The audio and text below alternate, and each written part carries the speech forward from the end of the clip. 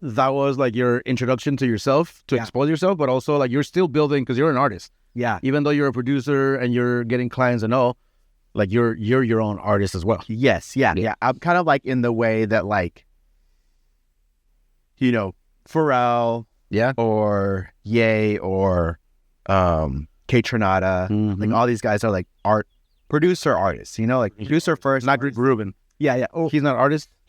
I would say he's not an artist because he doesn't really put out anything like. Right. It's more like his name on something is like, but he's like a hero of mine. Right. I see you usually refer to him or repost. Yeah. And what is that? Do you see yourself like in what kind of like, not what celebrity, but like what kind of field of artist do you feel like being? Do you rather be musician? Do you rather be producer?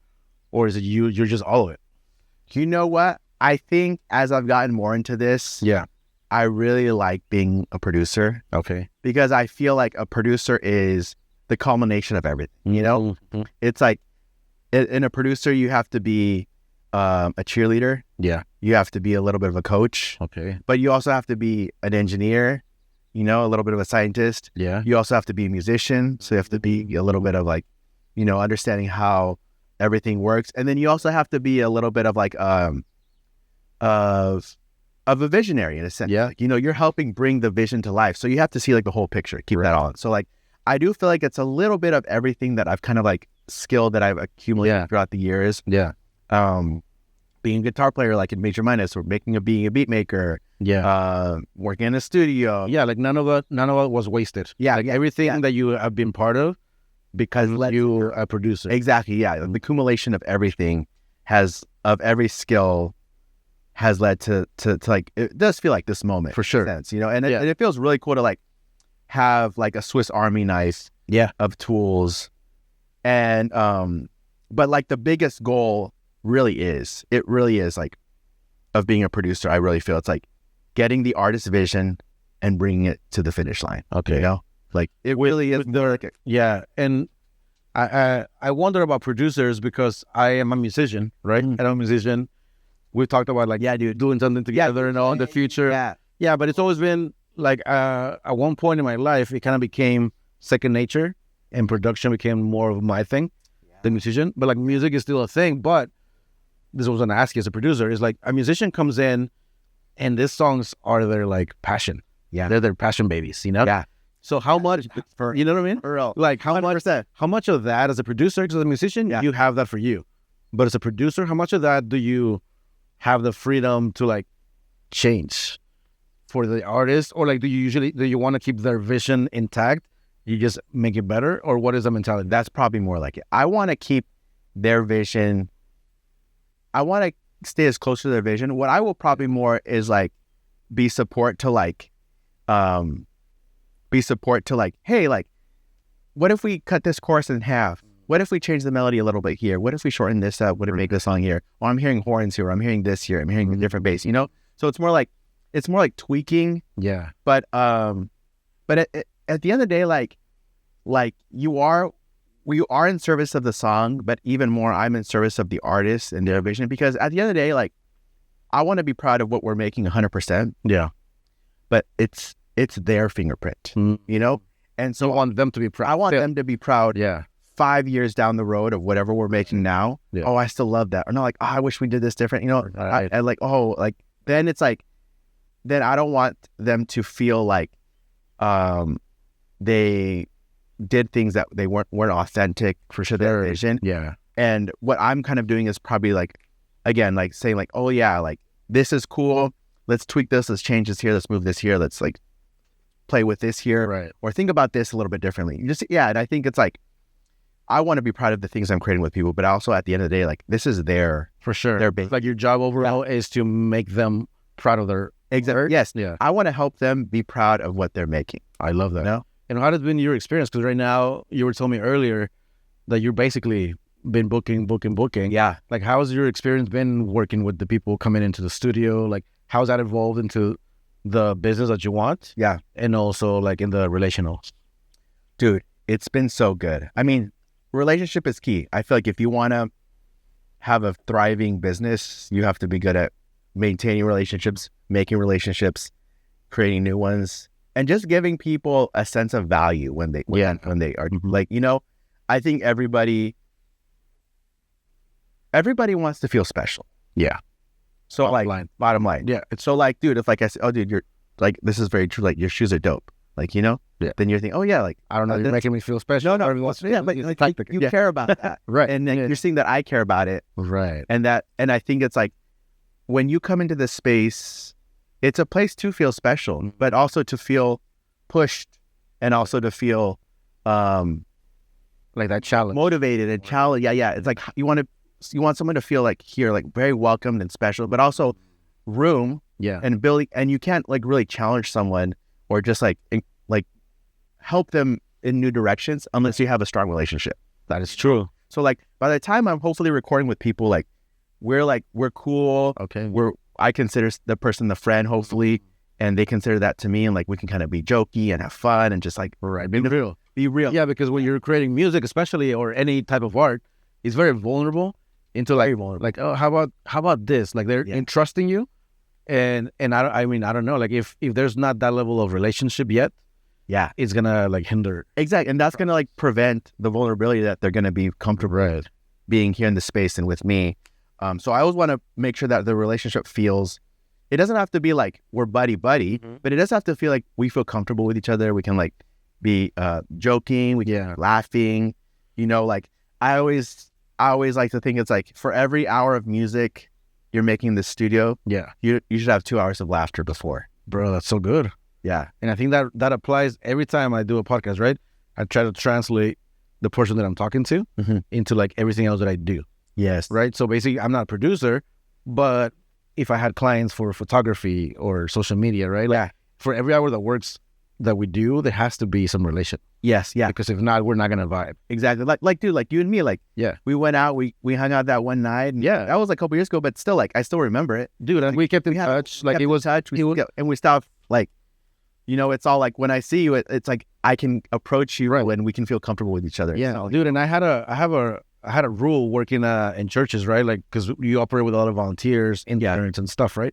I had a rule that I always taught the people for every, and I think basically it's basically what you just said, but for every text that I would ask a volunteer for help, I had to do at least 2 days of relational. Yes. Like I would never, and if I see my text message, if I see my text messages and the last message I send a volunteer is like, hey, can you serve on Sunday? Yeah. Dude, then I cannot ask him for this Sunday. Exactly. I have to talk to them this week. Hey, how you doing? And it's not even fake. Yeah. But it's like, no, man, I'm forcing myself to build a relationship. Exactly, dude. And I feel even doing that as a owner of a business. Yeah. Because you don't have to. Like clients are paying you to do a product. Yeah. But that the fact that your work ethic is relational. Yes. I'm sure that brings you. That's 100% it. And like at the end of the day, like, dude, I'm making music with people. Like music is supposed to be fun. Right. The minute it loses, like, I'm not saying like fun doesn't mean like it has to be like fun all the time, like happy-go-lucky, but overall, like the feeling you should get after you leave a session should be like, "Ooh, that was hard, but I feel good about that." Right. Kind of like a workout or whatever, maybe, or man, that was fun, or like I love that idea. Yeah. Like, I feel excited. Like you should feel inspired and excited, but it's like we're making music. We're not we're not out here making freaking cutting chairs. Right. No, like, we're not making stuff and bricks. Yeah. Like this is fun. Like this, we get to be like free. We get to be creative. We get to be spontaneous. We get to be musical. And I think that overall, I don't know. Correct me if I'm wrong. Like it's part of your personality overall. Like you love what you do. You love music and you love people. Yeah, exactly. Yeah, it's something. Dude, something. That's so true, bro. You don't know about this, but I'm gonna tell you. Because I've known Alex for like a decade or more, right? Like more than 2 decades. And then you were playing in the band with him and all. And every time we would talk about, he would mention your name. And I knew Omar, I knew Britt, the other guy, John. Yeah. I don't know him, but when he was talking about you, I was like, oh, you mean the one who laughs? Yeah. the guy who laughs. And he was like, what do you mean? I was like, dude, every time I see him, either a video or on stage, like you're like, and I can, you can show your videos and you're jamming like with the biggest smile I've ever seen. And honestly, I've never said that about other people. Yeah. But like when you perform, you genuinely look like you're enjoying it. Thank you, bro. Right. And I meant that. And now that I know you, I'm like, dude, well, this is you. Yeah. This is your personality. And you're making me feel special right now, bro. No, and that's the truth. And Alex, tell you, because I was, that conversation was a couple of years ago. So what you're saying right now is like you as a producer, as a musician, you're doing something also that you're enjoying. Yes. Yeah. Like this is also your passion. I love this. And like, again, Yeah. I love this and I want other people to love this Right. too and to love what they're doing. And like, yeah, like if you aren't setting the tone of like, this is going to be fun, this is going to be exciting, this is going to be encouraging, inspiring, like you're going to make something that, again, my rules, like I want this to be 2030. Yeah. You listen to this on Spotify and you're like, this sounds great. And then you remember, like, you remember us writing it. You remember us like laughing. You remember us joking. You remember us like thinking of you attach those memories to the music is all that. It's always to make the title of it. I have so many songs, like little demos too, that I've recorded throughout the years, and I'm not gonna lie, like if I listen to it on like SoundCloud or whatever, it doesn't matter that I haven't thought about this song for like the last 10 years. I remember, like, oh dude, I remember, and because they're very personal. Yeah. Exactly. So you're doing that for other people. Yeah. It really is like a timestamp, you know, like at the end of the day, it's like music really is like, it's like, what is it? They say like, art is how we decorate, spaces. Music's how we decorate time. Wow. I never heard of that. But never that. It's like, I don't know where I saw it. Probably on Instagram. And you know what? No, it's great because sometimes I'm in the car, song comes up and I'm like, oh dude, I was walking from middle school home. Yeah. With my headphones and I remember that song, it puts me in that space. Yes, yeah. So music is how you decorate time. Exactly, yeah. I love that, dude. It's how you decorate. And you remember, like, look, John Mayer, like, there you go. That's my guy. Like, okay. But like that album, I remember like Pinky, Unopened, and 10th grade. Yeah. Listening to, I don't know what it was, like Split Screen Sadness or Clarity. But I remember how I felt. I remember where I was, what I was. It's like, you know, it's a time machine, you know? So like, okay, that's a timestamp right there. Yeah. And that's what I'm trying to create.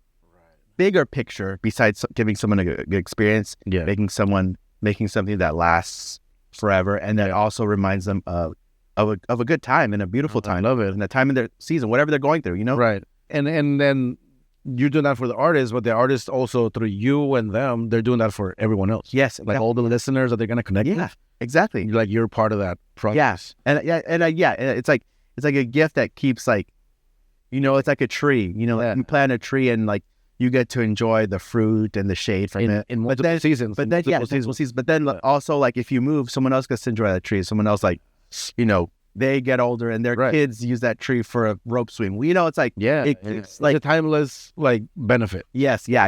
It has all these like very like meta kind of like fruits. Yeah, exactly. Yeah, it's like benefits. 100%. It's like, dude. So you've been in the studio. What else do you do? Like, are you only producing? I know you've been involved in a lot of things in the community. I saw recently you posted like being in this event where you're doing music live. Like, what is all this thing that you're doing? So that was collaborating with an event called Bloom. Shout out Bloom.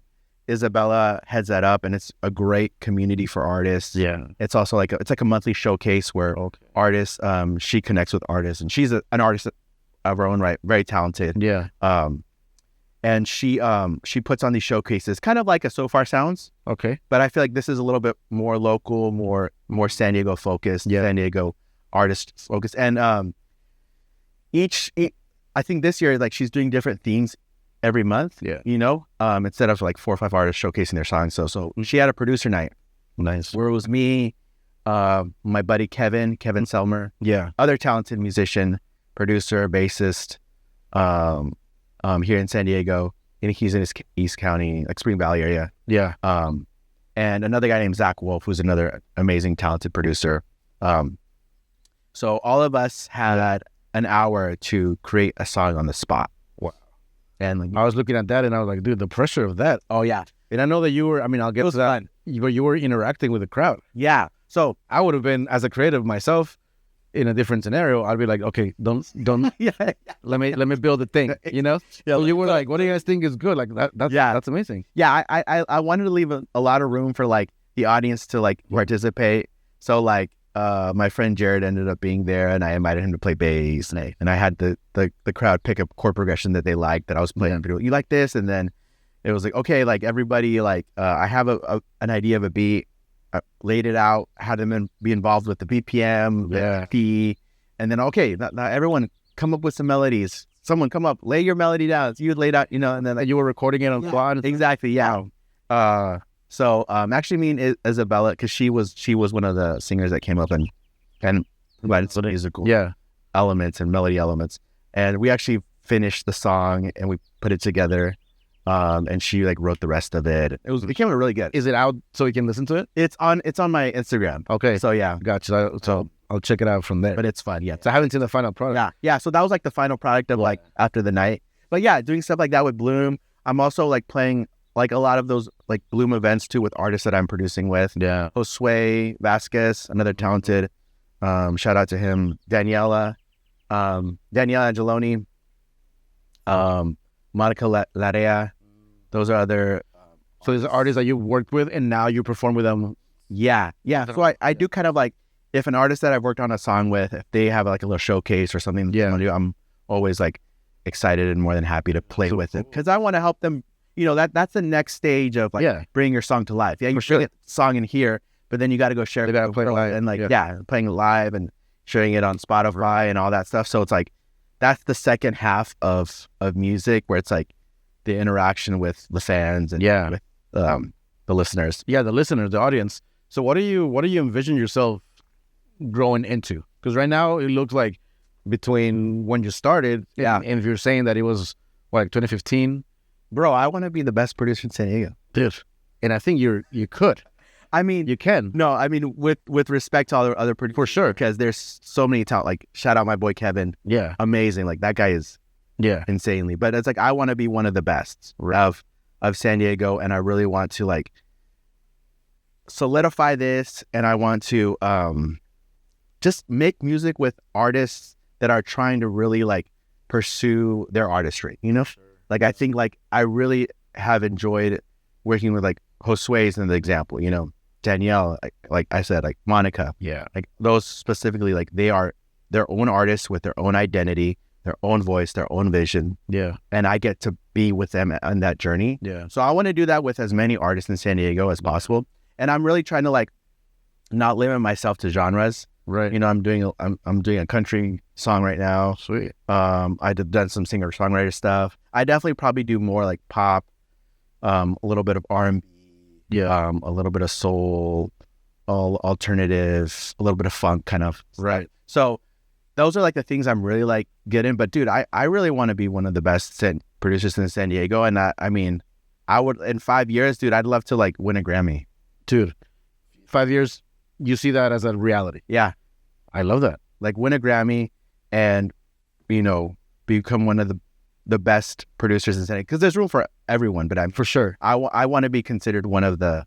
Yeah, and I don't think that's in any way wrong. Yeah. I think as creatives, there, like you said, there's room for everybody to be the best. Yeah. But you in your own world. Exactly. Everyone has their own like in your own world, in your own sense. And I think it's great to have that as a goal. Yeah. Like I think if you were doing this, it would be a disservice to you. Yeah. And a disservice to everybody who's contracting you for the music. Yeah. For you to think like, oh, I don't want to be the best. They want the music to be the best. Yeah. Like and they're entrusting me with with the vulnerability of their songs. Yeah. With the hard work of their melodies and their craft. Yeah. With me. So I want to make the best stuff that is going to be recognized not only by peers, but by listeners all over San Diego, all over Southern California, all over the world. Yeah. So it's like, there's a reason why, artists want to go work with, rest in peace, Quincy Jones. Why he was one of those guys, but it's like, like a Ryan Tedder or a D-Mile or, like a Nate Trinata, it's like those names, because it's like, I know that you are amazing, and then you're going to help me get my vision to life, and it's going to be amazing, Love it. And so like, you only get to amazing by putting the hard work of trying to be the best. It might be living it yourself. Exactly, yeah. So I don't want to limit myself. No.